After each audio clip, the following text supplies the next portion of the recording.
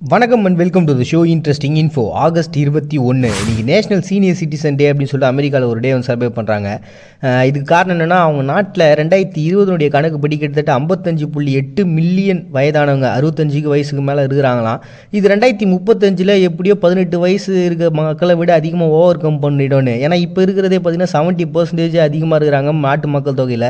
So இப்படி ஒரு விஷயம் இருக்கும்பொழுது அவங்களுடைய ஹெல்த் ரீதியாக ஃபஸ்ட்டு ஒரு விஷயம் இருக்குது, அதை ஓவர் கம் பண்ணி ஆகணும். அதில் இருக்கக்கூடிய பாதிப்புகளை ஓவர் கம் பண்ணணும். ஸோ கடைசி காலகட்டத்தை அவங்க சந்தோஷமாக வாழணும் அப்படின்ற ஒரு காரணம்.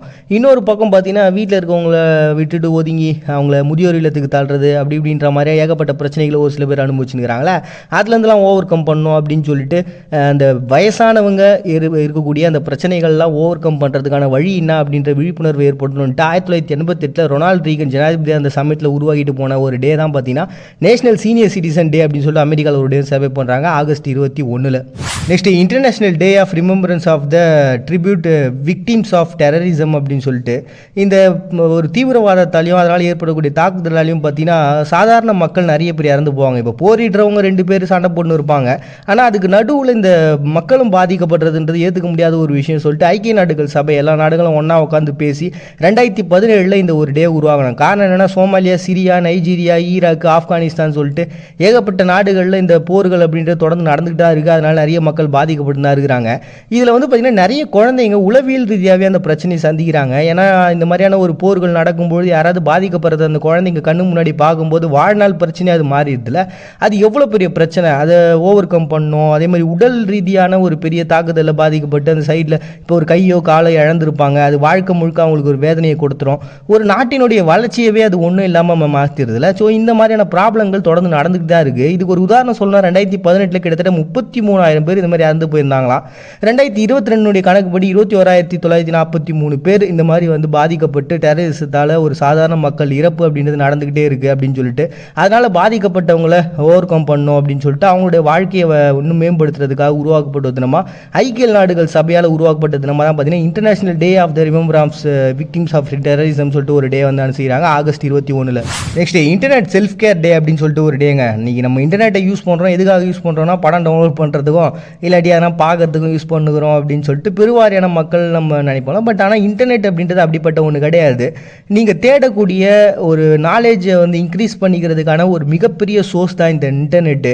உலகளாவிய விஷயங்களை நீங்கள் தெரிஞ்சுக்கிறது, நீங்கள் ஒரு சின்ன ஒரு கட்டத்துக்குள்ளே ஒரு நாட்டுக்குள்ளே ஒரு சின்ன பிளேஸில் வாழ்ந்துட்டு இருப்பீங்க, அங்கே இருக்கக்கூடிய சமுதாயமோ அங்கே இருக்கக்கூடிய விஷயங்கள் மட்டும்தான் உங்கள் கண்ணில் இருக்கும். அதெல்லாம் தாண்டி இந்த உலகம் எவ்வளோ பெருசுன்றது தெரிஞ்சுக்கிறதுக்கான ஒரு களம் தான். அதெல்லாம் தெரிஞ்சுக்கிறதுக்கான ஒரு வே மட்டும் இல்லாமல் உங்களை நீங்களே வளர்த்துக்கிறதுக்காக, உங்களை நீங்களே செல்ஃபாக ஒரு கேர் பண்ணிக்கிறதுக்கு, உங்களை ஒரு ஆரோக்கியமாக வச்சுக்கிறதுக்கான எல்லா விஷயங்களும் அந்த இன்டர்நெட்டில் இருக்குது. அதை நீங்கள் போய் தேடி தெரிஞ்சுக்கங்க அப்படின்ற ஒரு விழிப்புணர்வு ஏற்படுத்துன்றதுக்காக தான் இந்த டே. காஸ்பல் டே அப்படின்னு சொல்லிட்டு கொசேரி அப்படின்ற பிளேஸில் வந்து செலிப்ரேட் பண்ணுறாங்க. இது மைக்ரோனேஷியாவில் இருக்கக்கூடிய ஒரு தீவு தான். ஏன்னா மைக்ரோனேஷியா அப்படின்றதே பார்த்தீங்கன்னா பல தீவுகளுடைய கூட்டமைப்பு தானே. அதில் இருக்கக்கூடிய ஒரு சின்ன தீவாக இது இருக்குது. ஏன்னா இந்த தீவு ரொம்ப இம்பார்ட்டண்ட்டாக பார்க்கறதுக்கு காரணம் என்ன அப்படின்னு பார்த்தீங்கன்னா, ஒரு காலகட்டத்தில் ஒரு 3000 மக்கள் இந்த பகுதியில் இருந்தாங்க. அதனுடைய ஜனத்தொகைன்றது பார்த்தீங்கன்னா ஒரு 300 குறைஞ்சது. காரணம் அங்கே ஏற்பட்ட ஒரு பெரிய வியாதி தான். அதை தொடர்ந்து பார்த்தீங்கன்னா 1831 கிறிஸ்துவம்ன்றது அவங்க நாட்டுக்குள்ளே முறையாக உள்ளே வந்துச்சு. அது மூலமாக பார்த்தீங்கன்னா இன்றைக்கி அவங்கள கிட்டத்தட்ட 95% இந்த கிறிஸ்டியானிட்டி இருக்கிறாங்க.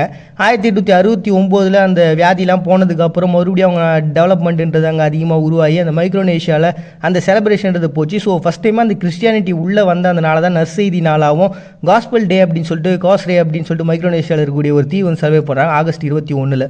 நினாய் அகினேவ் டே அப்படின்னு சொல்லிட்டு ஒரு டேங்க பிலிப்பைன்ஸில் அனுசரிக்கக்கூடிய ஒரு நாளாக இருக்குது. இவர் யார் அப்படின்னு பார்த்தீங்கன்னா, இந்த பெர்டினெட் மார்கோ அப்படின்னு சொல்லிட்டு ஒரு பெரிய சர்வாதிகாரி பிலிப்பைன்ஸில் இருந்தார். அவருக்கு ஆப்போசிட்டாக ஒரு எதிர்கட்சியாக இருந்தவர் தான் பார்த்தீங்கன்னா இந்த நினாய் அகினோவ் அப்படின்றவர். இவர் நிறைய போராட்டங்களை தொடர்ந்து பண்ண அது ஒரு பெரிய லெவலில் எதிர்ப்பு அவர் கொடுத்துட்டே இருந்தது இந்த பெர்டினெட் மார்கோவுக்கு. எப்படியாவது இவர் அழிச்சாகணும் அப்படின்னு நினச்சிட்டு இருந்த சமயத்தில் ஒரு மேலே ஒரு போலியான குற்றச்சாட்டை வச்சு அவர் வந்து கைதும் பண்ணிட்டாங்க. கடைசியில் இவருக்கு வந்து ஒரு மரண தண்டனை அப்படின்றத விரிச்சதுக்கப்புறம் இவர் அந்த ஜெயிலில் இருந்த சமயத்தில் மாரடைப்புனால பாதிக்கப்பட்டிருந்தார். அவர் அங்கேருந்து அப்படி பார்த்தீங்கன்னா அமெரிக்காவுக்கு கொண்டு போயிட்டாங்க. மறுபடியும் திரும்பி இந்த நாட்டுக்குள்ளே வரும்பொழுது துப்பாக்கி சுட்டு அது மூலமாக வந்து இவர் இறந்தும் போனார். அது ஒரு மிகப்பெரிய கிளர்ச்சியை மக்கள் மத்தியில் ஏற்பட ஆரம்பிச்சு, அது ஒரு பெரிய ஜனநாயகத்துக்கே வழிவகுக்க ஆரம்பிச்சுது. அதனால் அவங்களுடைய ஆட்சி, அதாவது இந்த சர்வாதிகாரம் பண்ணிட்டு இருந்தார்ல இந்த பிரிண்டியன் மார்க்கோன்றவர், அவங்களுடைய ஆட்சின்றதே முழுமையாக ஒழிஞ்சுது. ஸோ ஒரு தலைவன் இறந்ததுக்கப்புறம் மக்கள் எல்லாரும் ஒன்றா சேர்ந்து போராடி ஒரு ஜனநாயகத்தை மீட்டெடுத்த ஒரு நிகழ்வாக கூட இது காரணமாக அமைஞ்சுது. அதனால தான் பார்த்தீங்கன்னா ஜனநாயகத்தின் தலைவராக வந்து இந்த நினோய் அக்கினோவை பார்க்குறாங்க. அப்படிப்பட்ட பர்சன் இறந்த அந்த நினைவு கூறுன்றதுனால இன்னைக்கு நினோய் அக்கினோ டே அப்படின்னு சொல்லிட்டு இந்த பிலிப்பைன்ஸில் ஒரு டே வந்து அனுசரிக்கிறாங்க ஆகஸ்ட் 21.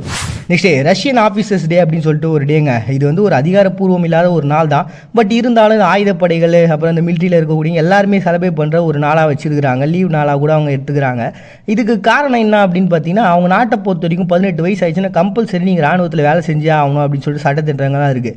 இப்போ தான் ரீசெண்டாக 2024 அந்த ஜனவரி மாதம் என்ன பண்ணாங்கன்னா ஃபார்ம் 27ன்னு சொல்லிட்டு ஒரு சட்டத்திட்டங்கள்லாம் போட்டாங்க. அதன்படி அதனுடைய ஏஜை வந்து 30 மாற்றணும்னு சொல்லிட்டு நிறைய பேர் ஓட்லாம் பண்ணியிருந்தாங்க. அதில் மாற்றங்களையும் கொண்டு வந்துருக்காங்க.